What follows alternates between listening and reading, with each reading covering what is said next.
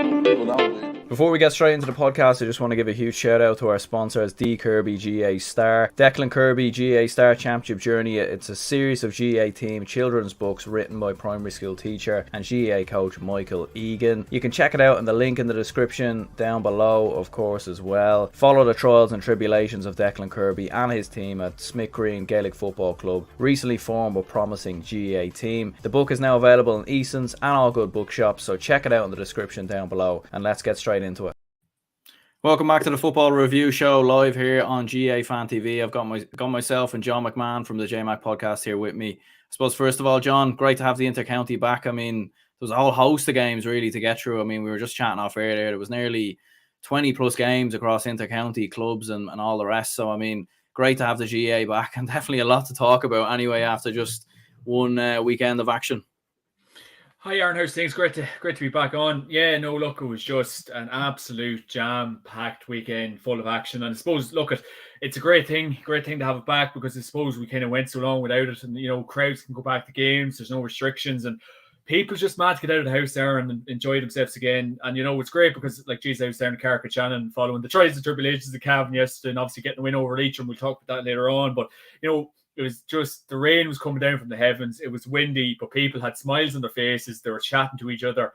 You know, it just goes to show how much of a miss it really was. I think it could have been thunder and lightning around Ireland this weekend, and people probably still would have got out of their houses and went to the game. So great to have it back. And I think I really just got the sense from people yesterday, and just, I think I'd seen people sort of chatting to each other and going on about the game and how's life and all this. It's just great to see people getting a chance to talk to each other and just go watch their counties, win, lose, draw, whatever it may be. And it's great to have the interest back, Aaron, because just in earnest, and, you know, no crowd restrictions, we can't do this, we can't do that, just, you know, straight away on. So it's great. And yeah, it's only now we'll probably get a chance to look back at it all and just take a deep breath, Aaron. Yeah, and we'll definitely be running through all the action anyway across all four divisions, and we'll touch on the two big club semi-finals that happened at the weekend as well, because a whole host of thrills, spills, surprises along the way. I mean, even going as far as Division 4 with London beating Carlow, and Division 3, Antrim turning over for Fermanagh with a huge victory, and commanding wins in there for Galway Derry in Division 2. So a lot to discuss, but I suppose really we have to start with the Dublin and Armagh game. I mean, a huge result for Armagh, winning by 5 points at Croke Park. I suppose, first of all, like, what a performance by Armagh. Like, we were chatting off air there, like, this has been coming for a while really, with some of the talent that Armagh have, and the likes of Rian O'Neill and Rory Grugan, and you've Conor Turbot, Ross McQuillan coming through as well, like a whole host of talent. And I suppose this was the day it finally delivered. Definitely, Aaron, definitely. Yeah, I think we were really alluding to that fact that, you know, it was a star-studded Armagh performance, and Rian O'Neill was absolutely sensational, as was the rest of his colleagues. It was just a fantastic win for the Orchard men, and, you know, we probably did see this kind of Armagh performance coming. And, you know, maybe I wouldn't like to think having to peak too soon, maybe, and, you know, obviously there's such a long year ahead, but it was a fantastic performance this Saturday night from minute one onwards, Aaron. And who would have really thought it? It was just such a star-studded performance. And, you know, I think Dublin obviously very lethargic, and, you know, obviously down a few men still, but it was probably the strongest panel of players that they can, you know, have around the place at the minute. So there's definitely no doubt in that. But it was just a very, very good workmanlike performance by Armagh. And I just think, you know, Kieran McGeaney, he'll be very, very happy. There's serious work going on down there. They've obviously Kieran Donaghy and Kieran McKeever in the backroom team. You could see the kind of forward threat that Armagh kind of had throughout the game. High balls in. You definitely know that Kieran Donaghy's having a big say in that. And, you know, he's working so hard with them as a general coach, forwards coach, probably doing a jack of all trades, to say Kieran Donaghy is down there. So you can see his impact straight away. Rian O'Neill just looked so comfortable up in Croke Park. God, it looked like he was playing down his home pitch across McGlen. Any ball he got on, he always looked like a threat. He took the goal so well. He kicked some absolutely outrageous scores. He just looked so confident. Rian, I think he's only 21, 22 years of age, and just the sky's the limit for that man. You know, I think, and in fairness, I think Paul Herty was kind of saying to us at the weekend, you know, this is only the start for this man. He's been playing so well the last couple of years, and now the fact that people got to see him in RT2 in Croke Park underneath the lights, and by God, he shone in them lights, and he was just terrific. He should be really proud of himself this week. He was brilliant, and be interesting to see can he follow that form into Tyrone this weekend. But yeah, just there's a lot to work on from the Dublin point of view. I know obviously there's men to come back. You're talking about like Michael Simons, Con O'Callaghan, and various players like that. So I suppose Dublin from that point of view. But as I say, off air, I suppose if Jim Gavin was still there, I think we'd be seeing them men about the place. It's odd that them boys haven't kind of shown up yet. I think Dessie Farrell is to get them men back on board. But Jesus, it was just a very flat Dublin performance, something we haven't seen before. I said it to you last week in our podcast. We were really expecting a big response from Dublin, especially after last August. And God, Aaron, we just did not get it. They were dead in their feet. I know Cormac Costello obviously came off with an injury, but I still even think if Cormac Costello was on the pitch, I still think Dublin probably would have had a similar type performance. No, obviously he's a massive scoring threat. Like Dean Rock came on Saturday and he still didn't even do much himself. So it was just a really, really good Armagh performance. And I'm looking at the scoreline in front of me. I think that scoreline probably doesn't really give a good reflection of the game because Armagh were a far better team, Aaron, and there's no doubt in that. Yeah, and there was a comment coming in there before we started from Sharon Hegarty. She says, I agree, Dublin are just not the same since Jim stepped away. So I suppose maybe she preempted there what we were going to talk about. But I suppose getting back to Armagh briefly, and we'll definitely touch on Dublin in a minute. Richard Daly says here, Armagh are going to be a tough team to move this summer if they can all get fit. That's a big thing as well, because I remember speaking with Sean Casey from the Sideline Eye podcast there a couple of weeks ago, and they had their whole full back line out injured for the Monaghan game. So like if you can keep the likes of Aidan Forker fit, you keep someone like some of the other lads in there. I mean, it might be the start of something. Like, they were very close to beating Monaghan last year, and then we seen Monaghan and the performance they gave to Tyrone. Tyrone obviously go on and win the All-Ireland. I'm not going to start saying Armagh are All-Ireland contenders or anything like that, but they're definitely moving in the right direction, and they could be a real dark horse or surprise package, or potentially one, if you're going to take it, if you're going to put a bit of a punt on some team to go all the way, maybe Armagh might be the one to go for. But like Aaron, I was saying this to a chap a couple of minutes ago, like this is the year for some team to take the scruff of the neck of the All-Ireland, whatever it's going to be, because the signs are there with Dublin. They are not just going to be around this year. Like they might get to the latter ends, but they're not really even looking like All-Ireland contenders at the minute. I know it's early on in the year, but now is the time for teams to step up, because we see it now with the likes of even kind of Derry and Ulster kind of coming up now, and obviously Armagh's terrific win at the weekend. Now this is the year to really grab the bull by the horns, and obviously Mayo beating Dublin last year. So the signs are there, Aaron. It's really time to just kind of ramp it up and just kind of get any blow off any cobwebs that you need to do and just get your team in order, because it's a serious chance this year. And like we've seen it, like Armagh again revert back to them. It was a serious performance. It was a very kind of Kieran McGeaney-like performance, work hard, kind of, don't get, look at it, we've seen it in the first half. I was saying to you during the weekend, like, I think it was Rian O'Neill's hit on John Small. Like that was really a sign of intent, what was going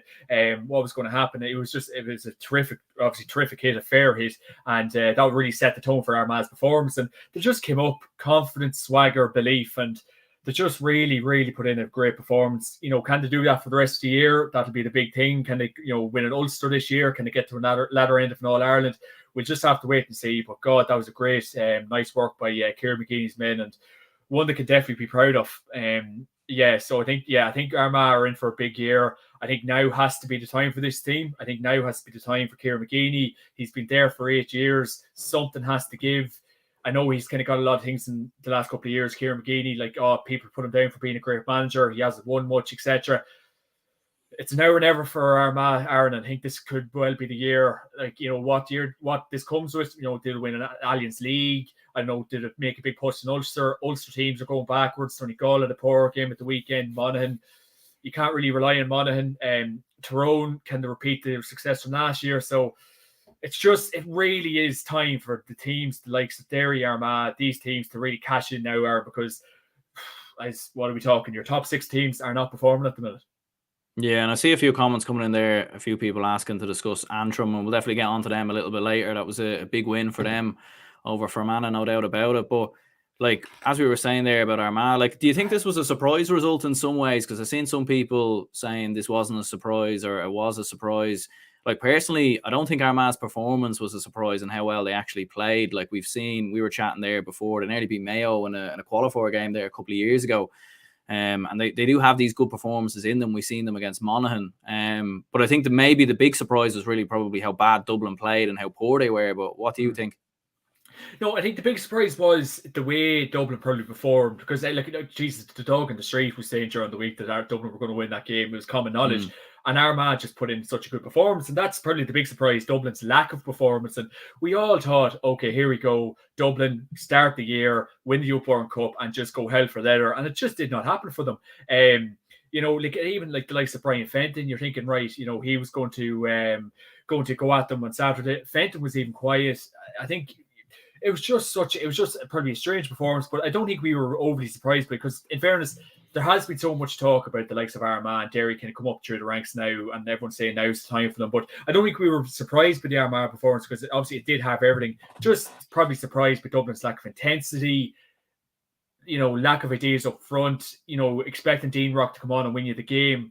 I think them things are gone. And even when Dublin were bringing, Dublin's goal was even very fortunate how that even came about, and how that even got into the back of the net. So, obviously in the league, Dublin loved their goals, that kind of lovely attacking style of football. We just didn't see that Saturday. It wasn't free flowing. And it's hard to believe it, but Dublin back to the drawing board once again. It's not going to get any easier this weekend. Obviously, Kerry. So, yeah, interesting times for the Dubs, Aaron. Yeah, Kerry up next for Dublin, and then Mayo straight after that. So it really doesn't, it could be very tough. I think we've Tyrone away from home on match day 5 as well. So it's going to be very tough from a Dublin point of view. And as we were saying there, like the first half performance, I rewatched the game this morning, and it was just, it was baffling, really. Like just so many disorganized mistakes and uncharacteristic mistakes with Dublin. Like even the goal as well. Like it's a brilliantly taken goal by Rian O'Neill, and it's a brilliant ball from Aidan Nugent. And you can't fault Davy Byrne at all for committing himself for going into that, for going for the ball, because that's obviously what he's there to do. But the mad thing was there was like 15, 20 yards of just open space for Rian O'Neill to run into and slot the ball into the back of the net. It was very strange how high up the pitch the Dublin defence were playing at times. It was very strange, and we were obviously chatting there as well. Like plenty of players maybe to come back in, like Fitzsimons, maybe Johnny Cooper as well. Maybe we were just lacking experience really in that defence. But yeah, from a Dublin point of view, like the most surprising thing really was how bad they were defensively, because even last year against Mayo, I felt like it was going forward really that was the problem. It wasn't really the defence. So, it's almost like Dublin have actually gotten worse and regressed more since that Mayo defeat, which is crazy really. Yeah, like I suppose it's like anything else. I think when something goes wrong for you, or I don't know, a result goes against you, you're just expecting that kind of response from a team, and that just was not the case in Saturday. Like I was saying to you last week, right? Dublin, big response. Here we go. And look what happened Saturday night. And no, just that's what I'm saying. They just ran out of ideas. Probably maybe the system that Dessie Farrell wanted them to go on. And I know obviously losing Cormac Costa was huge, but I still think it would have been similar Saturday night, regardless. So it just looks like there's a real change in tides. And I keep saying it, now is the time for new teams to step in, because the signs are there at Dublin. There's lads not committing. There wasn't much of a game plan on Saturday night. It just seems like a massive change to the guard. And I think it was the Ryan Pascal. He was in corner forward on Saturday. It just didn't happen for him either, really. I know he tried to get involved as much as possible, but it just didn't really happen for him inside. So, it's a change in tide. And I think it's like anything else I was saying to a fella earlier on, 6 All-Irelands in a row. Now is probably the slump for this Dublin team, and now is probably just a chance for other counties to really just claim their place, stake their claim, and really just go at it this year. And it's like anything in life, Aaron. Nothing lasts forever. It was dominance by Dublin, and now it's kind of like Man United over the years, or any other great teams we've seen in the past. These could be the barren years for Dublin once again. Who knows? But obviously they might turn that around. The fortune could quickly turn around this weekend. But it seems like a big transition period, and like Kieran Whelan on the podcast last year, and like he was saying, there's not many players coming through for Dublin this year. They might not win Sam, and a lot of people were saying to me, Jesus, Whelan's talking out of his nearly arse there and talking nuts, but Jesus, he was absolutely bang on, and it really doesn't seem like there's much coming through for Dublin. And that I know we keep mentioning the likes of Kieran Archer, but I don't know what the story is with him. Is he in or is he out? And there just does, I think, Jesus, more than me, but there just doesn't seem like there's a lot coming through. And I think for a successful team, you need that sort of, you see, with even the Offie set up there, such a good under-20 team, whereas Common the likes. With Dublin, it just doesn't seem like that. And it's so many questions that, geez, don't be wrong, it's only one defeat, one game in. It's not like, calling for the manager's head, but is Dessie Farrell the right man to lead it? Does he look like he's the lads, getting in behind them?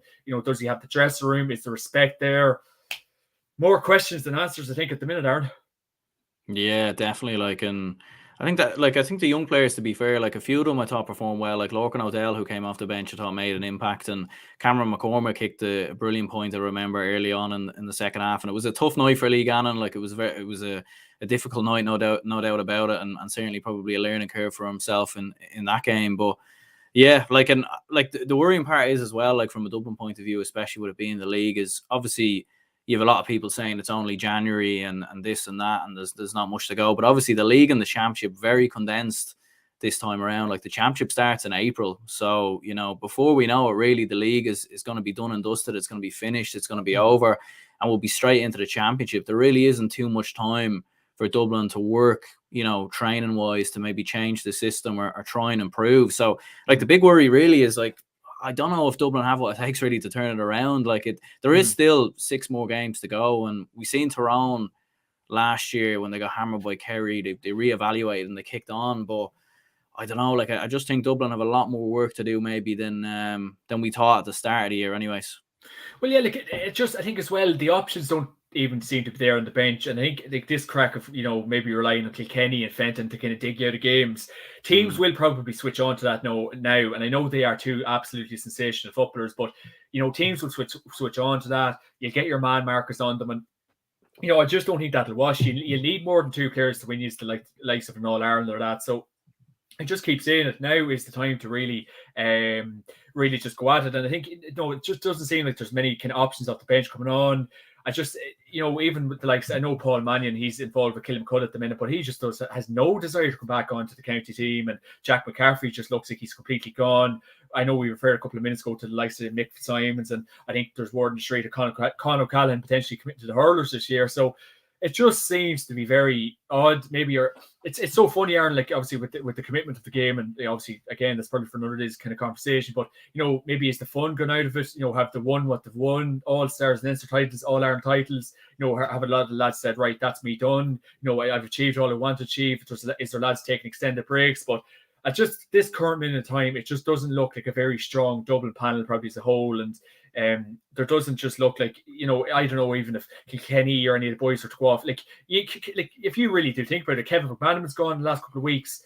He would have been a great man to bring on. I don't know, he's probably finished now, but he would have been a great man to even bring on Saturday night. And Phelan McMahon's gone too. So basically the whole spine of the team is basically gone at this stage, Aaron. Like the old guard, for want of a better phrase, probably is gone. And it's probably just up to Dessie Farrell to just inherit a few new players, Aaron, because that team Saturday night, I don't think it's going to be winning you many All-Irelands.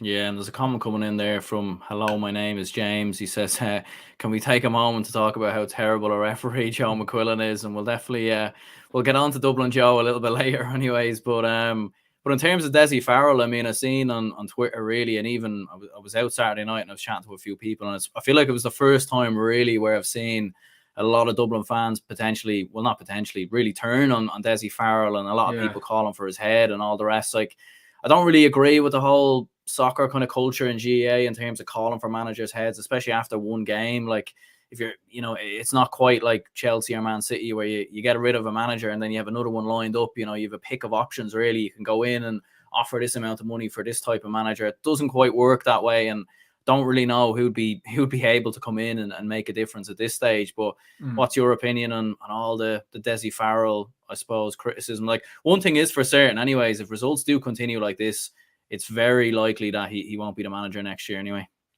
Yeah, like I think it could be like this. He might just do this year and probably sail off into the sunset. But yeah, like I suppose as you said, who would be the immediate replacement if someone like Jesus? It's probably the biggest job in Gaelic football at the minute, that and the Kerry job. So whoever was, but I think patience, a bit of time, and a bit of perspective probably will need to be put on the situation and calling for the managers' heads. But it's funny when I think like a team like the Dubs and the success and everything that they've had in the past, maybe the fans can maybe foresee that maybe Dessie might not be the man to lead them to the All-Irelands, to lead them to the success that they've obviously had in the past. So like, is he the right man? Who knows? But I think, look at a bit of perspective. He did win obviously the All-Ireland his first year of charge, didn't go over the line last year. It is All-Irelands with Dublin, very much like Kerry.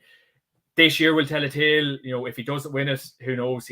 That might be the exit door for him. But I think he will need time. I think in GAA it has kind of crept in, that soccer aspect of getting rid of managers, calling for managers' heads after not much time. So obviously Dessie is a very passionate Dublin man. He bleeds Dublin GAA, so he'll not like that result Saturday night. He will want to go to Kerry on Saturday night, all guns blazing, get the best out of his players, because obviously that Mayo game last year, that wasn't what we've seen from Dublin. Obviously the game on Saturday night, so he will be looking for a massive response this weekend. He'd be very frustrated if he doesn't get it. I think even with half time in that Armagh game, he would have been very frustrated with the first half show, and so. But I just think when you hear the outside noise and when you hear the whispers about the players, and maybe I think apparently maybe some of the Dublin lads were maybe out on Saturday night. That's only whispers, and little things like that. I just think it can be a respect for a manager and just not having an interest. So it's very telling at the minute, Aaron. It's very telling. Yeah, 100%. And Aaron Casey says there as well, this weekend game is big for both Dublin and Kerry. And yeah, like interestingly enough, like none of last year's All-Ireland semi-finalists and provincial winners won at the weekend. So it really, like Division 1 is wide open. It's almost as if, I suppose Mayo, Donegal, Kildare, Kerry, Tyrone, Monaghan, they seen Dublin lose at the weekend and they all got together and said, let's have Dublin bottom of Division 1 for the open weekend or something like that, But yeah, I suppose Mayo, Donegal, 11 points each. I mean, this was a hard watch at times, obviously because of the man upstairs. But Mayo, I mean, this game was probably summed up really these two counties down the years. Like Mayo coming back from the dead, fighting back from the dead. You had Ryan O'Donoghue scoring a point from Jesus in awful conditions at one stage, like with 5-10 minutes to go. Yeah, he's putting his fists up to the crowd. The crowd are getting behind, and Robbie Henley comes up. Like it's just. The Mayo story goes on in many ways.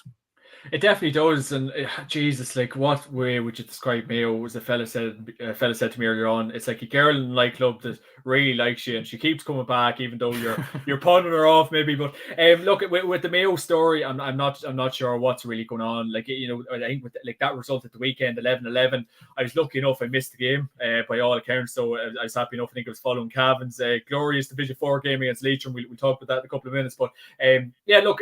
It is what it is. I think both of these teams are reading too much into the league. I'm not sure. Rob Hindley nails the point at the end to draw up the game. Fair enough, but I just think I can't see James Horan really. He might blood a few lads. Jason Doherty, great to see him back from Mayo. He might blood a few lads in this league campaign. I can't see him reading too much into it. I think the All Ireland's the big prize for Mayo once again this year. That result yesterday, I think it's an indent on their season. I can't see them caring or reading too much into it. Maybe I know the conditions were horrendously bad, and TG Carr obviously got a lot of stick and criticism for their camera work, whatever. But and then regarding Donegal. Look, the big thing with Donegal at the minute, and it's probably the general talk about the Ireland at the minute is the afterlife after Michael Murphy. Is there a replacement for him? You can't just kind of keep relying on the man. There has to be lads coming through or coming in after him. Paddy McBurdy, I was listening off the ball this morning, and it was actually a very relevant fact. But he's been on the bounce for like the last 10 or 11 years, and people have to nearly remember that. Like he's been a starter since 2011, 2012. So. I suppose you can't. I know he's only 27, 28, but again, you need lads coming in, and like Donegal, probably like the Dubs to a degree, don't have a great maybe underage structure, many lads coming through. So probably both teams are probably in transition. But I think with Donegal, they'll be. I think will they read too much into the league? I'm still not even sure, because with Declan Bonner, I had Brendan Defendy on the podcast a couple of weeks ago, and he was just kind of saying like, with Bonner, I think even.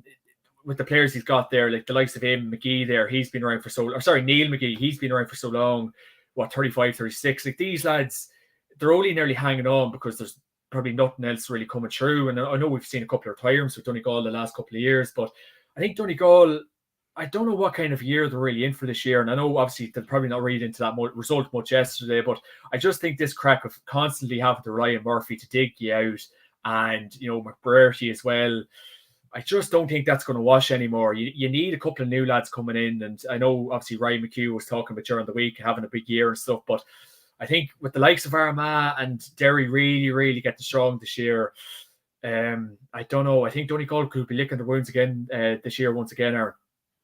Yeah, and like they really had this game wrapped up nearly at one stage. Like they had a penalty to go 6 points up. Paddy McQuarrie misses a Henley saves it.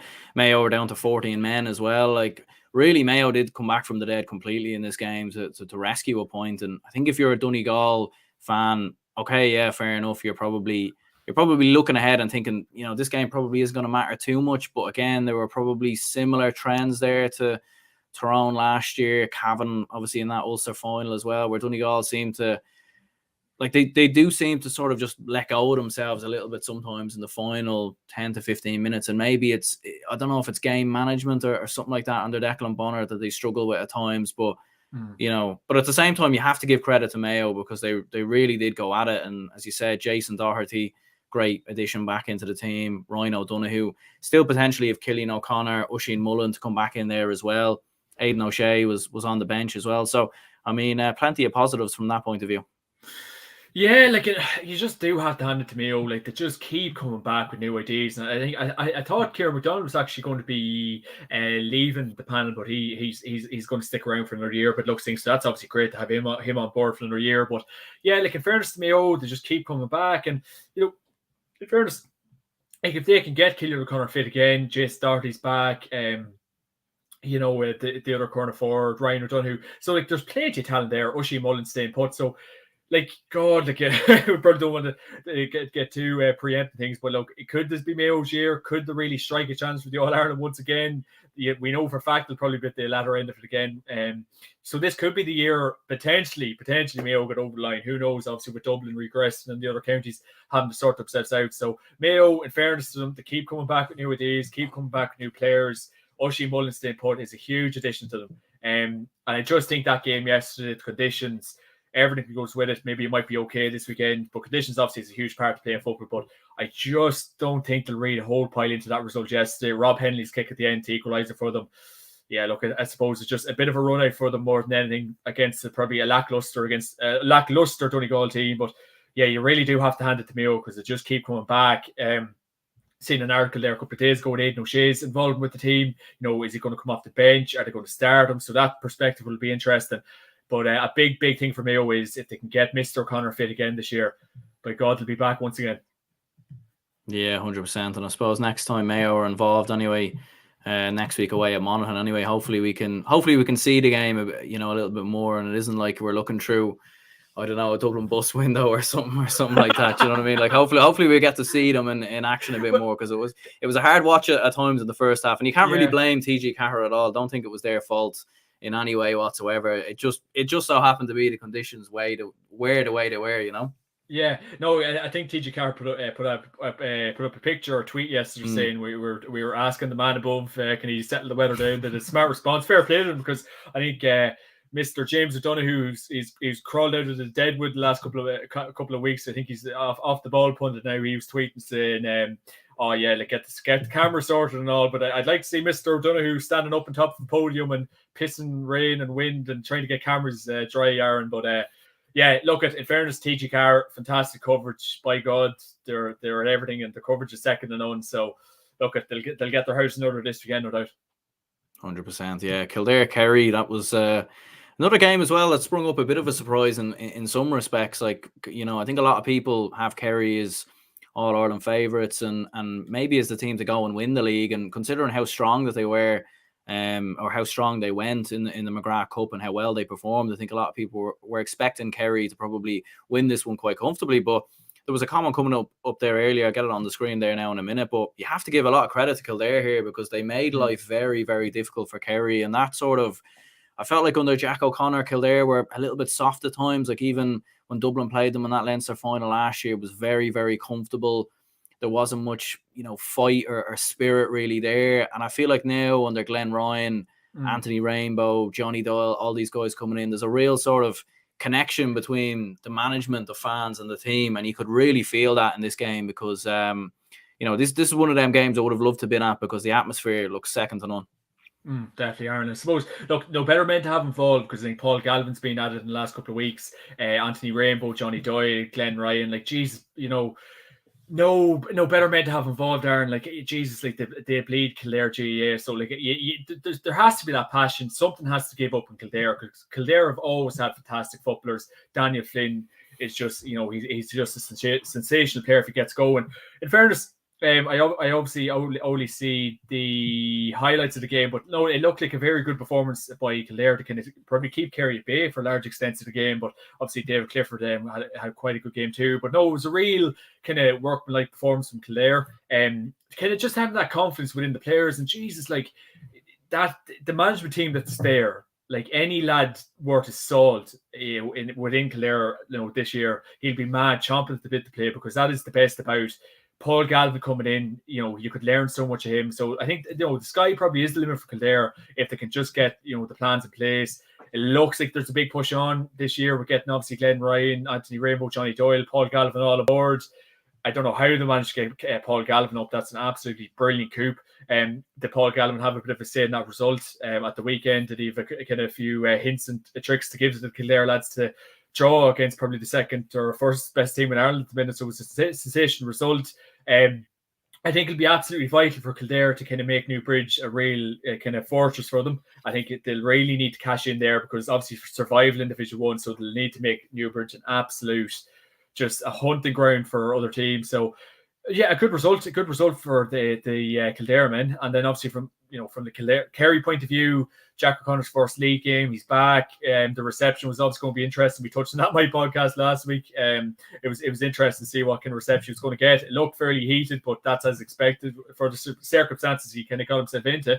But Kerry, again, like probably Donegal, Mayo, will they read much into that game? Yes, I'm not sure. Was O'Connor looking for the perfect start, or maybe to get a few lads' legs or feet, or sorry, minutes on board? But in fairness, by all accounts, Dave Clifford showed very well, done good. Paddy Clifford, so not a bad day out for Kerry. But I think this Saturday night against Dubs, it's going to be very telling there. Yeah, and interesting enough, Kildare go away to Donegal next weekend, and looking at Kildare's performance against Kerry, I mean, it'd be tough for them going away to Donegal, but I mean, it's going to be interesting. Like if Kildare could pull off a scalp there against Donegal, all of a sudden you're looking at it and you're thinking, and Armagh playing Tyrone, like Tyrone probably, we'll get onto them in a moment, maybe don't have all, well, they had some of their players back at the weekend, but probably not at the same level as the All-Ireland just yet, but I mean, like there's a comment coming in there from Sir Klopp, and it very much, suppose, goes on line with what I was saying. Division 1 is going to be a lot more competitive than I predicted. A lot more draws yet to come. Some big teams could be pulled into a relegation battle towards week 5, 6. So it's going to be really, really open. And looking at that Kildare Donegal game next weekend, that might answer a lot of those questions. Definitely, Aaron. Definitely. I think it'll be a really, really exciting league as well. I think the results from the weekend got in really does release the cat amongst the pigeons. And I think, obviously Armagh's great win against the Dubs, the draws we had. Jesus, a lot of draws over the weekend. God, if you're a tipster at all, you would have made some money. But no, it's like that really does go to show that we're in for an exciting league after all these years. Thank God, it'd be brilliant. The league, in fairness, it's a terrific format. It's a terrific competition. Maybe the championship could maybe look at having that format. But no, I think it really will be telling this year. And I think that yesterday, teams will be competitive, but it just depends how much managements and players kind of want to get out of the league. Like, do you blood young lads still? Do you give lads runs? Like, how much preparation goes in before the championship? So will be very interesting. Can obviously teams when we get a scalp against the Dubs in the league, put it up to the likes of Kerry of this world. So it's great preparation for the championship, Aaron. And I think, this time of year, you really want to see who you have and, what players are going to deliver the goods for you this year. So I think we're in for a very exciting league campaign. Don't get me wrong, the quality of the games yesterday were, piss poor. Let's be honest about it. Like, very low score and kind of poor games. Conditions had a big say in that too. But hopefully this weekend, it'll light a fire amongst a lot of the teams' bellies. So, it'll be a great league campaign. And I think Kildare and Kerry, again, that result yesterday in Kildare probably will be delighted with it. Yeah, and Sharon Hegarty says there is David Moran retired, and he's injured. He was injured. Yeah, he was injured in the club final there, I'm pretty sure. So yeah, he was unavailable. We should be back in a couple of weeks from what I know. Anyway, I think it was a groin injury or something like that from what I heard. And obviously Stefan Ockenbohr was injured at the weekend as well. So Like, I think that is one thing to put in perspective for Kerry as well. They probably were, they were without, they were missing some of their best midfielders there as well. Jack Barry was playing at the weekend as well, and for Kerry in one of the club games. So I mean, still a lot of players to come back there from a Kerry point of view. So not, you don't push the panic button just yet, anyways. No, definitely not. And look, Aaron, let's be honest about it. Like, yeah, no, obviously, like, people have different kind of says in the league, but I think, like, let's call a spade here, Aaron. Jack O'Connor is there to win an All Ireland. Yeah, he's not there to win a Division 1 National League title by any stretch of the means. If he wins it, grand, bonus territory. If he wins the Munster title, fair enough. Jack O'Connor's there to win an All Ireland title. He's not going to show his full deck of cards. Will he show his full deck of cards against Dublin this weekend? I'm not sure. Is there a couple of lads maybe to still come back in? They look fairly flying by all accounts. Obviously, David Clifford will have a big say in the game this weekend. But I think a lot of shallow boxing probably happened over the weekend. A lot of managers still kind of holding a lot of cards close to their chest. But let's be real, Aaron. It's an All Ireland or nothing Kerry, and that's the way their cookie crumbles. Yeah, we'll touch on Tyrone and Monaghan briefly. I mean, there really wasn't a lot to speak about in this game. Wasn't particularly brilliant. 9 points a piece in the end. I suppose for Monaghan, I feel like they kind of let this one go from them. I feel like they had Tyrone there. They could have won. They could have lost the game as well with the decision at the end, which was kind of crazy. But I mean, they had the opportunities. They had goal chances, a couple of uncharacteristic wides as well, and obviously Conor McManus didn't start. He came off the bench, but I do feel like Tyrone were there for the taking in this game, and I feel like Tyrone will probably look back as the happier of the two teams, because I do think Monaghan probably should have won this game. Mm-hmm. Yeah, again, low scoring game, and it just seems to be with Division 1. Are a lot of teams maybe kind of preparing for the championship, and are they going to take the league seriously? Because that last night, and I know again it's like the buzzword over the weekend, but was the conditions probably had a big say in that game: blustery, wet, windy. Because yesterday really was a disaster for football, but that's a low scoring game. Two good footballing counties, they've really kind of opened up their game in the last couple of years. But I suppose the age-old thing with Monaghan, Conor McManus, similar to Donegal with Michael Murphy, who's going to replace that man when he retires? And I think that could be very shortly, the way McManus has been talking the last couple of days about his body and injury. So I think that could be sooner rather than later. But again, low scoring, probably not much to talk about in this game. From Tyrone's point of view, poor McKenna Cup campaign, Brian Dewar, Farrell Logan, they'll not be happy with the start this year so far. They would have been looking for a win last night. They didn't get it. Back to the drawing board for them once again against Armagh. Armagh could put one over Tyrone this weekend. So it's so hard to know, Aaron, because they can with a lot of teams in Division 1, they could realistically be looking at an All Ireland this year and obviously win their provinces. So it's so hard to know, are a lot of these teams going to take the league seriously? And now that might kind of pay, that might be bad from a spectator point of view, because it could be bad games. There could be scorelines like we seen yesterday. So both teams there, I think, Banty probably would have been looking for a win, especially after winning the McKenna Cup the week before. But yeah, Jesus, Aaron, I thank God I missed that game as well, because it didn't look like it was missing the whole pile. Yeah, no, probably the only bit of excitement really was when Rory Beggan decided to play up a full forward and got on the end of a brilliant pass and just slotted it over the bar, as calm as you like, as cool as you like. It was sort of bizarre. I think the only reason why he got the ball was because he ran all the way up there. And I think if you weren't going to give him the ball in that instance, he probably would have went mental, considering how far up the pitch he ran. But that was kind of mental as well. And I suppose Rory Beggan, he's some man for the fly keeper anyways. Yeah, great to see that. And I suppose, look, at Beggan getting man of the match probably tells all about that game. Maybe he had to be called into action a lot. But again, look, in fairness to Rory Beggan, I think he's thrown Monaghan out of the well a lot of times. And he's doing well. But God, 9-9 inter-county football, 70-plus minutes of action. Yeah, back to the drawing board for both them teams. But again, we have to be realistic. Brian Dewar, Farrell Logan, they won't like that result yesterday. Are they taking the league seriously? Is it going to be shadow boxing? They started a very strong team after winning the All-Ireland last year. Poor McKenna Cup. Tyrone always put a big emphasis on the McKenna Cup. Didn't do well in it. Bad start yesterday, realistically. I know points, better than nothing, but they'll be going for this weekend, and I'm looking forward to that Armagh game. Yeah, and Sharon Hegarty was saying there as well, Joe McQuillan decisions were poor, and I suppose poor Joe getting in the headlines for the wrong reason, not the first time, unfortunately. And yeah, it was a bizarre decision really at the end not to award that point for Tyrone, because it was over the bar really before there was any contact at all on Rory Beggan. So Like, I do think Monaghan were the better team generally, like, even though they weren't particularly great either, but Tyrone probably should have won the game. Again, I must kind of watch a lot of it back, because they probably didn't really. I obviously watched League Sunday yesterday, so probably like I know they didn't show much highlights, and Jesus, it was on till stupid o'clock last night. I don't know what they're at with there, because Jesus, like, maybe we can probably for another day's talk. League Sunday, the format, I think they started off the Galway Meath game, and that was in Division 2. That was just very bizarre. The Dublin Armagh game was near the end, and then they showed a bit of the Cav game at the very, very end. So just.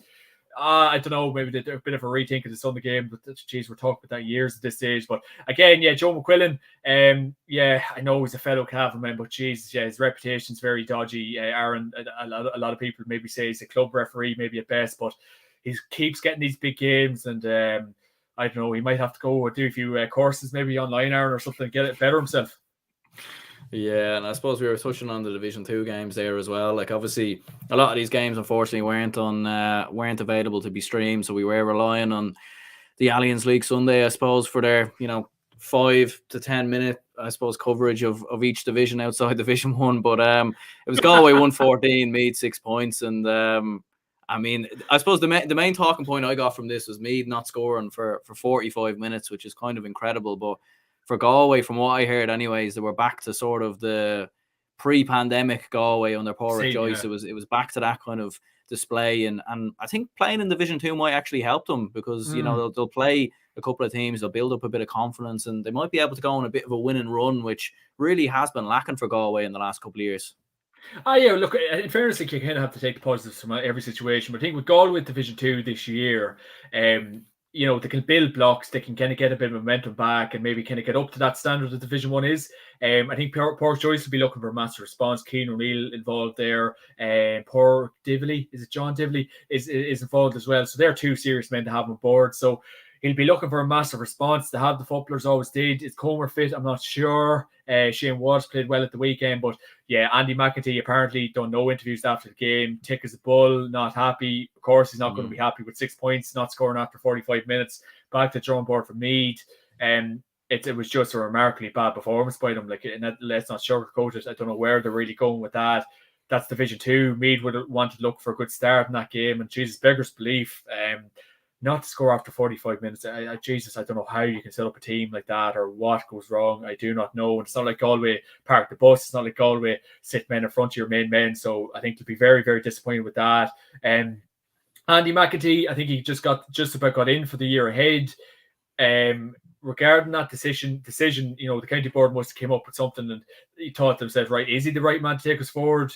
Does he, does the players want to play for him? It didn't look like they wanted to play for him yesterday.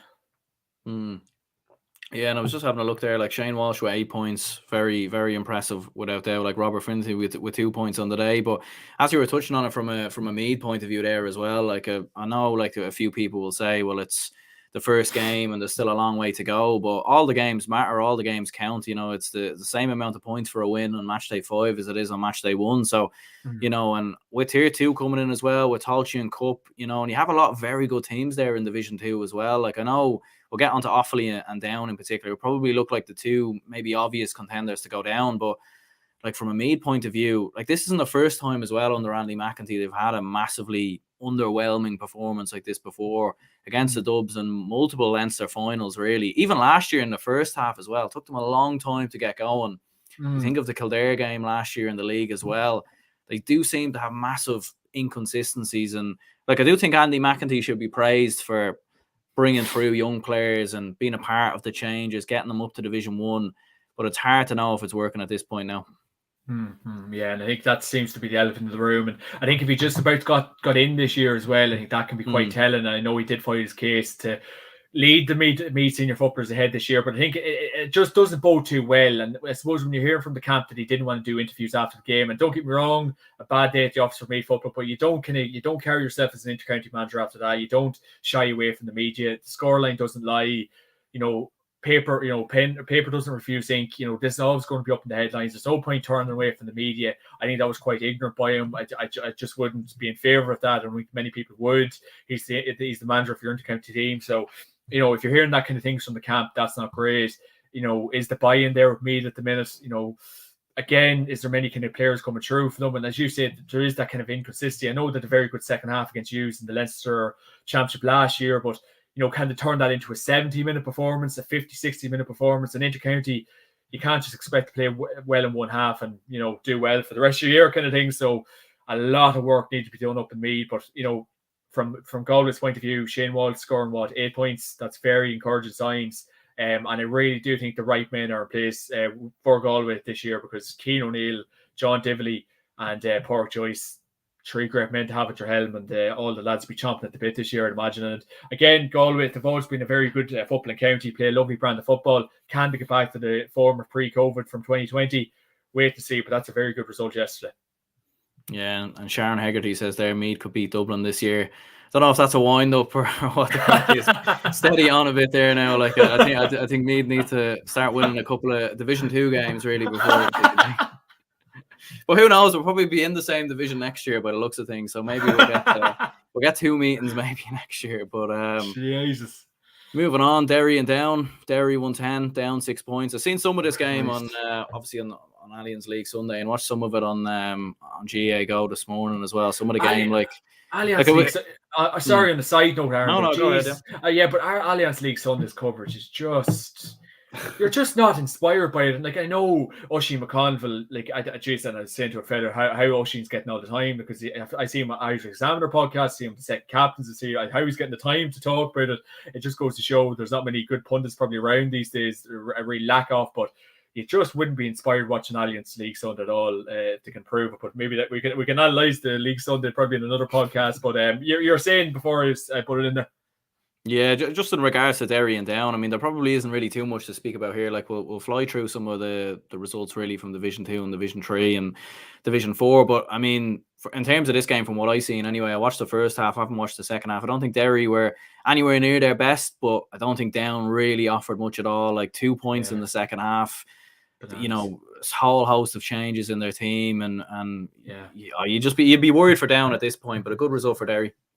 You would be worried for Down, and I suppose obviously lacking the Kilcoo men, but you can't, as a county, you can't just kind of keep relying on your clubs. And in fairness, the Kilcoo commitment and the journey that they're on in an All-Ireland club final now, well, a lot of lads want to go back to that. That's just 6 points in 70 minutes of football, Aaron. It's just not good enough. I know James McCartan's came in there again, to 2010 All-Ireland finalist manager. Great to see him back, but I just don't think he's a whole pile to work with. I know Caleb Mooney is still fighting the cause, but you have a lot of lads opting out of the Down team. Probably like Cavan to a degree, just maybe, football mad county, fantastic tradition, Aaron, but just doesn't seem to be getting the players on place. I think McCarthy has a huge job in his hands there. I think Kevin McGurty, a fellow JMac podcast pundit with myself and yourself, he was just saying that with Down, there's not much coming up from the underage, really lacking there. And that you build serious blocks with underage, so I think Down are going to struggle this year. Could even be looking at relegation. So that's a very poor result. But again, look at Rory Gallagher, Derry. They'll be absolutely delighted. It's potentially a massive year for them. Shane McGuigan, by all accounts, had a great game. Probably a lot's going into this Derry year. They had a great year last year. So look, they'll be happy with that. Will they learn much from that game against a poor Down team? I'm not sure. 110, 70 minutes of football. It's not bad innings. Probably, again, poor conditions. But yeah, Jesus, not a game for the ages, really, when you think about it. Yeah, and the 2 other games in Division 2 as well. Roscommon 113, Cork 10 points, and then you had Clare 113, Offaly 7 points. So I suppose first of all, touching on Roscommon there, like a good win for them over a Cork team that hard to judge Cork really. Like, I've seen a lot of people probably dishing out maybe a little bit of unfair criticism in some ways. Like, they were missing a whole host of players really. I know Roscommon were missing a few players as well, but I think Cork were probably missing more players really in terms of Ian McGuire, Brian Hayes, possibly Stephen Sherlock maybe to come in there as well. But in terms of Roscommon, great result for them, great win for them, and I suppose their seesaw from Division 1 and Division 2 might be set to continue this year. Yeah, definitely. I suppose that is a good result at the weekend, but it just kind of keeps bringing it back to the point, like, where or what is Cork football at for the population, the size of the county? They've everything in place and they still can't produce the goods. I know obviously they're missing a few St. Finbar's lads, but look at, they really should have been looking at a result there. I know Roscommon are trying to build blocks under Anthony Cunningham. I know Stevie Poach left the panel, but it's a good result. Obviously, Venda Smith don't like Roscommon. I've said this numerous times, but Roscommon are blessed with forwards, and other counties wouldn't have the privilege. Like, when you weigh up for Roscommon, the Smith brothers, the Murtagh brothers, Conor Cox, if they could try to get them men on the same field together, my God, you're probably looking at one of the best full forward, half forward lines in the country. Good result for them at the weekend. High enough scoring, not a bad game of ball. Cork point of view, I think they will be disappointed with that. I don't know, Keith Ricken's gone in there. He obviously talks a good talk. Can he walk the walk? I suppose is the big general consensus for Ricken at the minute with Cork. But big work to do there to kind of get them back up to the top level. It's funny, Cork's 2010 All-Ireland win. I was talking to Daniel Gould a couple of months ago. It just seemed to just faded and faded away after 2010 and couldn't get back in the wagon at all. So, God, to be basically in the wilderness for the last 11 to 12 years, Cork football, absolute madness. And that result of the weekend, very bad. Yeah, and even looking at the Roscommon team as well, it was a fairly, it was almost like a flash from the past, looking at Ultan Harney in there and Tony Smith to scoring 7 points, Enda Smith with 1-2 as well. And GAA Statsman there, who's been on the show a good couple of times, he says Mark Collins apparently left the panel now. Relegation looming for Cork, in my opinion. Not experienced enough just yet. Needed Collins, Michael Hurley and Kevin Crowley this season badly. So, that's a passionate Cork fan as any there. So, I mean, change the tune quickly there, but Cork could maybe find them, because Clare, we'll touch on them. A great win over Offaly, and Clare are very. I wouldn't reckon Clare will get relegated, in my opinion. I think they've far too much experience throughout this division and quality, in the likes of Owen Cleary, Tubridy as well, and possibly could find themselves in a promotion race. But in terms of Cork, though, you would be worried. Big bother, yeah. They're not Jesus. Even when you look back in the likes of 08, 09, 2010, when they're just putting it up to Kerry. I know obviously the bet Kerry at a canter there back in 2020, last minute goal, but they're so far away from Kerry. It's frightening. Kerry obviously hammered them in the Munster final last year. They're miles behind them. And we always keep saying this, the population. What the hell is going on up there, Aaron? And we've seen the run Finbar's had, the All-Ireland semi-final on Saturday. They came close to a very good Kilcoo team. It just beggars belief. And Keith Ricken has a huge job in his hands, because Cork football shouldn't be there. They don't want to be there. But as Matthew's after saying, if there's lads opting out, there's no real buy-in. There's obviously problems further afield, but it just beggars belief that they've just been in the wilderness for so long, Aaron. It just doesn't make a whole pile of sense.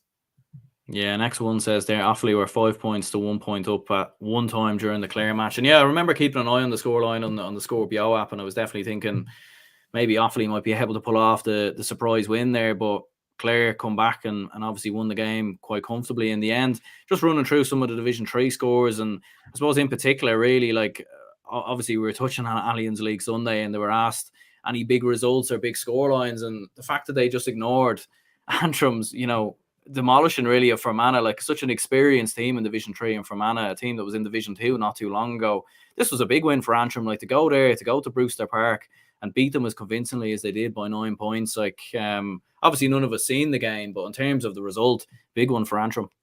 Massive result for Antrim. I tipped Fermanagh for that particular game. I thought Fermanagh were going to get off to a good start, but again, the end of McGinley factor, it's absolutely huge for Antrim. We've seen obviously Michael McMahon still buying in, 36 years of age, and the only man that's really left the Antrim panel is Paddy Cunningham, and his day was always going to come. So it's a serious result for Antrim.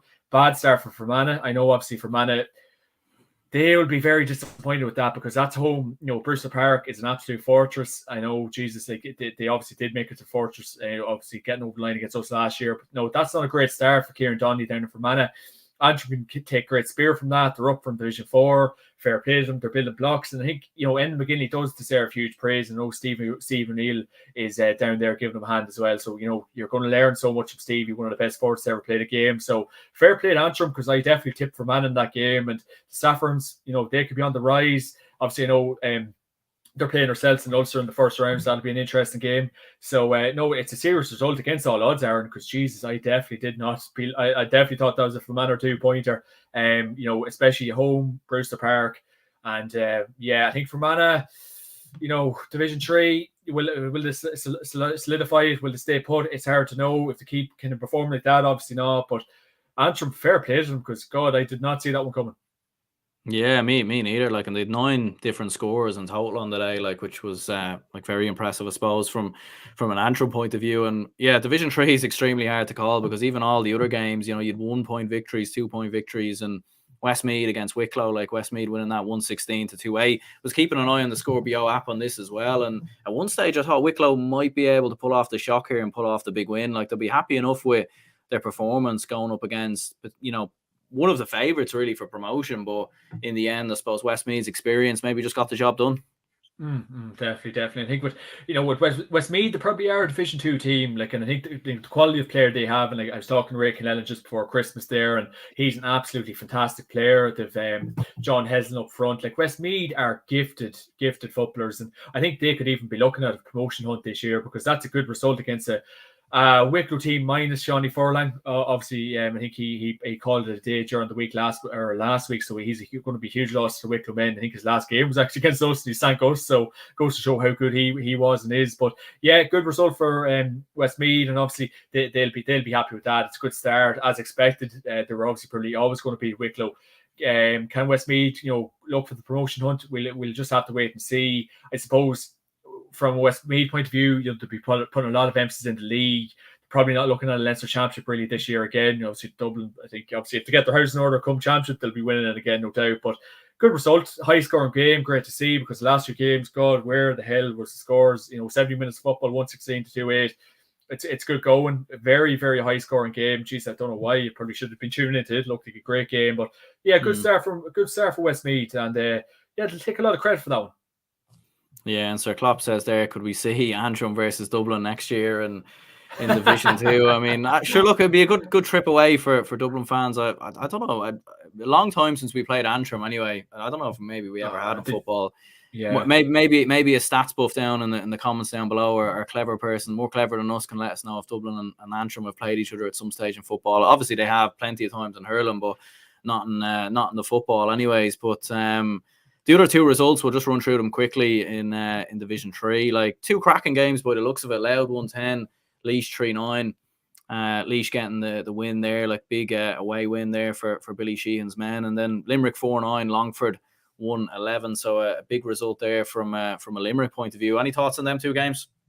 Yeah, I think you were kind of saying a loud promotion hunt, like, and I was just kind of thinking, I'm not sure, because I just don't think, I know Sam Mulroy is an absolutely brilliant player and leading the charge of Kieran Byrne as well, but I'm not sure with Louth this year. I know Mickey Hart, to do the right men in place, but I think he's a bit of work to do still there. And, I think, Louth, it wasn't overly surprised. Billy Sheehan kind of getting the result there, and Laois have always had good footballers, but it's just building that consistency that they've never really had over the years. And Sheehan will hopefully get them in place. Ross Munley, fair play to him coming on. I think we touched on the podcast before. This must be his 17th, 18th year representing Laois. I don't think he gets the credit he deserves, so fair play to him coming back. But probably a standard victory for Laois.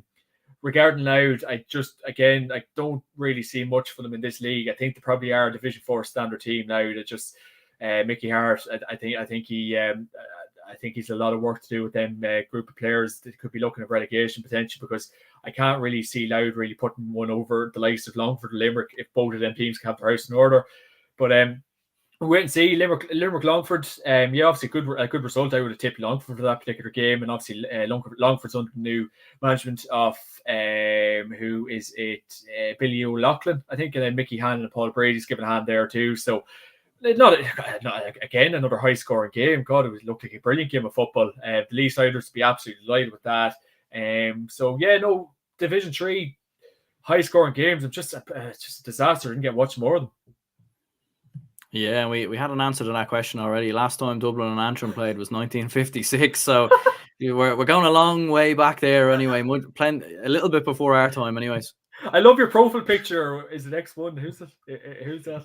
I think that's some comedy sketch, is it? Yeah, that's brilliant. Yeah, you always have to watch them. They'll try to catch you out with a dodgy name or something like that. You have to be careful, but I think that one's okay anyways. But yeah, no, as you were saying about Louth, like, I mean, it's a hard one really to know with Division 3. Like, I think there's a lot of teams really sort of around the same level, and I think even seen that by some of the scorelines. Like Longford, Limerick, they'd be very similar, like, to be two teams trying to make that break. But God, like, Limerick's Munster, Longford's Leinster. So I think a lot of these teams are going to put a lot of emphasis in the league, and then whatever happens in the championship is just going to be a bonus. But yeah, just high scoring games are great to see, like. Yeah, and probably the story of the weekend, and I didn't really think we'd lead with Division 4 speaking about this game, but I mean, Carlow 113, London 211. They were 10 points down at the start of the second half. An extraordinary turnaround, really. Like their first competitive game in 2 years. And like I seen there, Liam Gavahan, hopefully I got that name right, was in the team of the week there. So I mean, that's a huge achievement for himself, huge achievement for London, 1-3, and you know, London up in the promotion places at the minute. Yeah, they definitely are. Great result. Absolutely delighted for them. Fair play to them. Serious scoreline, especially against this Carlow rising team of the last couple of years. But no, they'll be delighted with that. And I think Michael Maher, I think Lorcan Mully from Cavan is giving the lads a hand there. And you know, London, it wouldn't have been easy for them not playing a game of football in 2 years. You know, the COVID kind of ruined their momentum.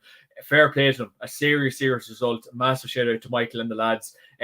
Obviously kind of getting lads on board, getting lads commitment. I was talking to Michael Maher last year, and he was kind of saying, like, you know, get like your lads about opting out, and you know, the commitment involved in GAA at the minute. And London over the years have been lucky to kind of get a panel of 15 to 20 players. So that is an absolutely huge victory for London. Fair play to them. We'll kind of put football more on the map now for London. Lads kind of buying in and wanting to play for the London senior football. So a fantastic result. Delighted for all involved there. Brilliant. Carlow, point of view, they'll obviously not like that. Home game for them. That was definitely going to be a 2-pointer for them. A lot of work to do. Scores 113, still a good scoreline. 211 from London. Like, geez, that's an absolute terrific scoreline. Really looking into it when you do only talk about it now. But yeah, Carlow, they'll be disappointed with that one, Aaron. Yeah, 100%. Like, I mean, it was a huge result really for London, and I did hear as well that they 4 Kerry men in the team as well. So I mean, plenty of good players in there as well. And yeah, from a Carlow point of view, to let a 10-point lead slip early in the second half, you'd be wondering where they're at. In all honesty, I know a few people have touched Carlow for promotion, and it is one of them. And unfortunately, like they've had a lot of them players really from that sort of Carlow rising era really gone, and the management team is all gone. So I suppose for Carlow, it's probably looking like a few years now of Division 4 football really, and you know, really before they can think about promotion. You know, obviously a bit of game still to go yet. We'll see what happens, and obviously it's hard to really judge how good London are because we haven't seen them play. But I suppose from a Carlow point of view, it doesn't make for good viewing. No, definitely not, and probably a disastrous start really. Because Jesus Christ, like even for ourselves, London, that's a 2-pointer. Jeez, barring some absolute calamity. But again, fair play to the London lads. But I think, as you said, it could be a few years in the wilderness now for Carlow, kind of, because I think obviously, as you were kind of saying, that Carlow rising the buzz back in 2017-18. Daniel Sledger's gone since, Paul Broderick, so massive players, Aaron, and you know, when them type of lads leave a kind of county like Carlow, you're going to be kind of clutching at straws, and they're kind of looking at London for Sam 2050. Very good. But yeah, Carlow, I really probably would fear for them. And regarding promotion, I don't think, as you said, that there is games to play, but Jesus, that is a disaster start. But fair play to London. Yeah, and as for your own county, I know you were at this game, obviously Leitrim and Cavan. Leitrim 8 points, Cavan 12 points. I mean, what can you tell us about this game? Oh God, Aaron. Yeah, no, I suppose look at it. God, it took an hour to start talking about Cavs like League Sunday last night. Yeah, look, Aaron. Aaron. I think it is what it is. I think with a lot of these games, you kind of have to have that championship mentality and just kind of get in, get out, get the 2 points, and go home. And that's probably what we done yesterday. I think the quality of the performances aren't going to really kind of come into factor for this league campaign, Aaron. We just need to get results and just get the hell out of Division 4. We should not be there. I said that to you last week. Good result. Paddy Lynch was very good. Kicked 5 lovely scores. I think he could be finally the forward Cavan have been looking for the last couple of years. He kicked left foot, right foot. He's absolute quality when given the time and space. He was brilliant. Ray Gallagher in the nets kicked some lovely points off the deck. So it was just a good performance. I think this was a couple of worrying factors. You know, Leitrim were kind of pumping high balls into the Cavan defence. We dealt with them okay, but for the Leitrim lads to kind of get that opportunity to just, you know, carefree balls in. So I think a better team probably punishes us. And I think, you know, Wexford could really be looking at that for this Sunday. So, but yeah, a routine victory. I know Andy Moran would have loved to put one over us. It just didn't happen. Leitrim, Emma Mulligan did come on. He must maybe not been fit, but he was definitely named amongst the subs. Conditions were horrendous, blustery, windy. You're kind of saying to yourself, why did you nearly bother? I think the couch in front of the fire might have been more appealing. But look, at 2 points, we got out of there. Thank God. It could have been a banana skin, as maybe saying during the week. I think league's massive for Cavan this year, and I think the referee men will be happy. But again, the couple of little things, letting Leitrim kick high balls in, Leitrim did miss a lot of chances near the end. So just little things like that, kind of polishing stuff up. We did move the ball fairly well. I think we can be very pleased with Ray Gallagher and Paddy Lynch's performance. And on to Wexford this Sunday in Breffni Park. Happy days, yeah. And I suppose from looking at Leitrim, do you think maybe they could be making a stab at promotion, or do you think maybe it's still a few years yet for Andy Moran's men? Yeah, I think a few years yet. I just think I know there is a lot of talk about the O'Rourke's and Rooney up front, but I just think, don't get me wrong, it wasn't a day for the forwards yesterday, but I just think they're probably missing that bit of guile up front, or that bit of cuteness kind of up top. Can that change? No better man to have Andy Moran in place, but I think it seems to be a bit of a project with Andy. Look, who knows how long he'll stick around for? Like, oh, God willing, he'll stick around for a couple of years. If the backing is there and right, but I think, I doubt it'll be this year. I know there's games we played. If Tipperary can probably, for want of a better phrase, get the finger out and really get their lads on board. I know we'll touch on that now in a couple of seconds with their result against Waterford, but it really should be Cavan and Tipperary. But I think it'll be a bit more time for Leitrim, because they really just weren't great yesterday. Very Division 4 standard performance for them, by them even. And don't get me wrong, we weren't great. We just done enough probably to get over the line. But I think Andy Moran, it's a project, and I don't think it'll just be lightening up just yet.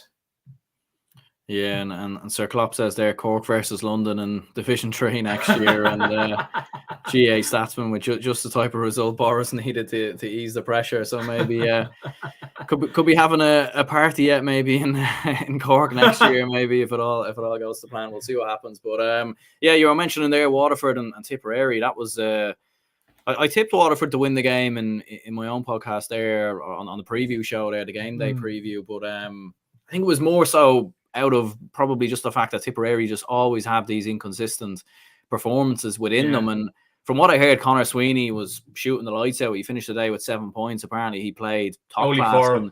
And it still wasn't enough to overcome a Waterford team that I think many people would have expected Tipperary to beat quite comfortably. I think that's probably a freak result yesterday in the start. The Tipperary did not want to guess, and look what happened. It's drew against Waterford, and I think it is a huge year for Tipperary football. I think if they're like ourselves really gunning for promotion, that's not the start you want. Like, God Almighty, if we drew with Leitrim yesterday, it would have been an absolute disaster. Leitrim would be off the same vintage as Waterford there, really. So poor result for Tipperary. Obviously, I know they are down tools. Brian Fox is gone. I think is that Mickey Quinlivan's took the year out. So I know they are huge losses. It's probably Mickey Quinlivan going. It's probably like Tomas Gallagher or some of the boys leaving the Cavan panel. So bad result for Tipperary. They would have been looking to get out of the box straight away. But we'll just have to wait and see it come in there. Oh, what did Sharon Hercules say about Cavan? So shocking seeing Cavan win the championship down. Yeah, Sharon, 100%, absolutely.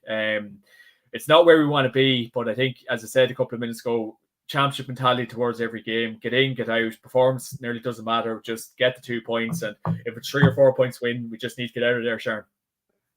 Yeah, and a big win for Sligo as well, who we should be able to get that up. Yeah, it was a good win in the end for Sligo by 2 points over Wexford in the end. And who knows, maybe Sligo could be on a promotion push here. It's hard to tell, really. Like, I mean, Wexford comfortably beat Sligo in the Shield game, I think, last year in the Division 4 Shield. So we were saying, obviously, in your own podcast there when we were previewing the games, like we were talking about Wexford and saying, it's hard to really know at Wexford because you feel like they have good players there, they have quality there, and they've always produced good footballers. And they finished last year on a high, not a huge high, but they finished on a bit of a moral victory, obviously, against the Dubs, and they beat Wicklow as well, but not meant to be, and a big win for Sligo.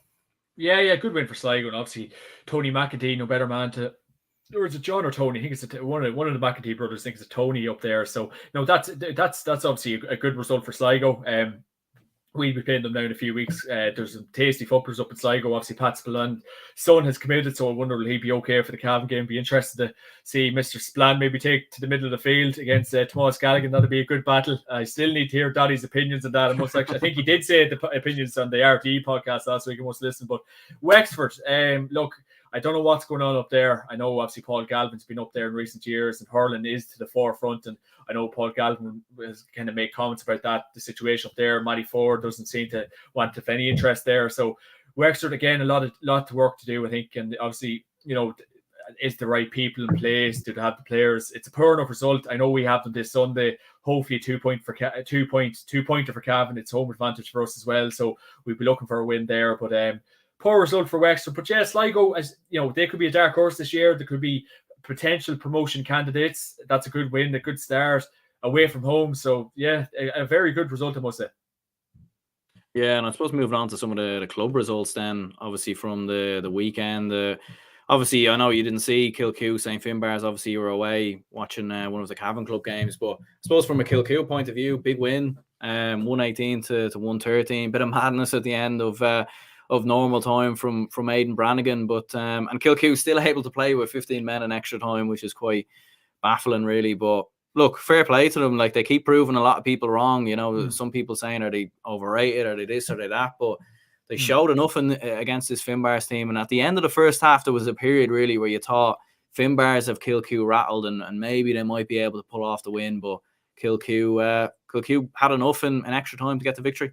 Yeah, look, Aaron, I said this to you a couple of months ago, I think, when we were looking at all Ireland contenders, and I think I'm going to be proven right by this Kilcoo team. They're an absolutely fantastic bunch of players, and I think they probably aren't getting the credit that they deserve. And I know a couple of lads we've been talking that they probably haven't given them, or maybe still don't believe in the hype train that is with Kilcoo. But no, they're a serious team. I keep referencing the fact Con Gilligan and Mickey Moran along the line, that's serious men to have involved. Paul Devlin is absolutely flying. The Brannigan brothers, absolutely fantastic players. The keeper seems like he's great crack, a larger than life kind of character. So really good setup there, a great win. And they'll be delighted. And I know that just the stupid moment that happened at the end, giving away when they're free to win the game, and it goes against them. Was it the Brannigan? Which Brannigan that? Aidan Brannigan. Aidan Brannigan. So just moment of madness, just probably a brain fart. And look at every walk of life that happens, and unfortunately it happened to him there and then. But look at great result, especially after extra time, to have the legs to get it over the line. Obviously, Kilcoo are going to be very fit.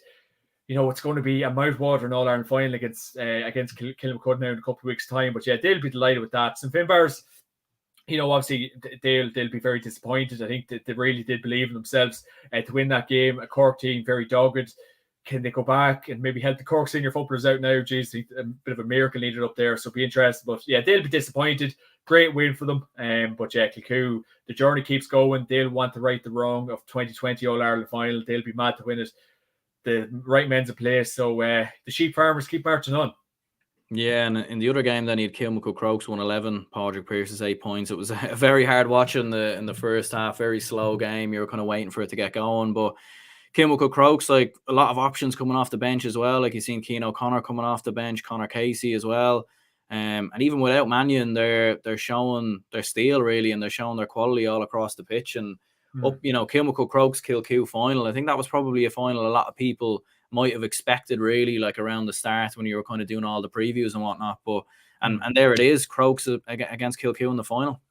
Yeah, great. Oh, jeez, I can't wait for that. And it's just such a bloody pity it's not in St. Paddy's Day, because God, every Tom, Dick and Harry be going up to that. And I think Kevin McGurdy, CJ, and the boys are talking to my podcast. It's probably a disgrace that it's been moved away from St. Paddy's Day, because God, the dog and Shree would be going to that game, but it's unfortunate the way it's changed. But yeah, standard victory. Again, poor enough quality. I think there was a bit of argy-bargy at half time, looked very dodgy. I had to love, I think I sent to the group chat at the weekend, Pat Flanagan shouldering the Kilmacud. I think that's actually what started. Yeah. Did that start the round? Not sure. That round just looked absolutely ridiculous, but Flanagan just looks like a brilliant character.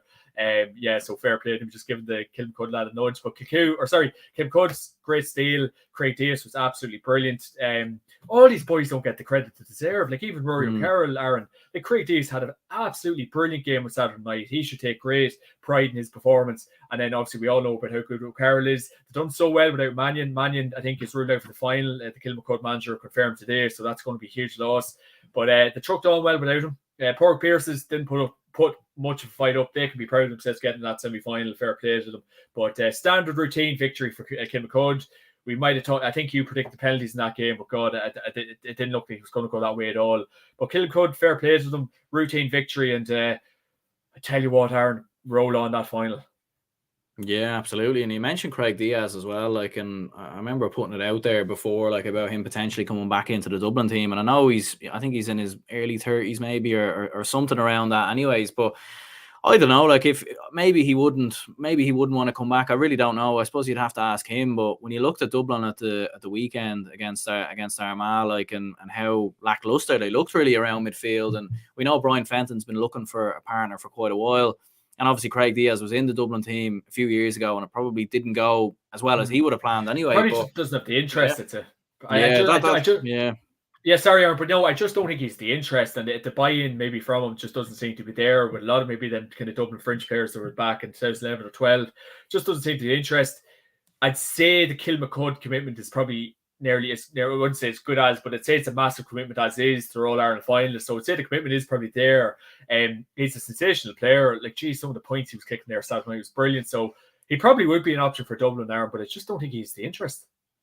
Yeah, and I suppose with an All-Ireland final on the horizon anyway, you couldn't see him coming back in anytime soon. Anyways, GAA Statsman says there as well, Kilcoo, just the fitter outfit, the difference in the end. So proud of the Bars, put a red shirt on every one of those 15. Red card dismissed going into extra time has to be gone. Yeah, absolutely, no doubt about it. So who would you be backing in the final then from here, Crokes or Kilcoo?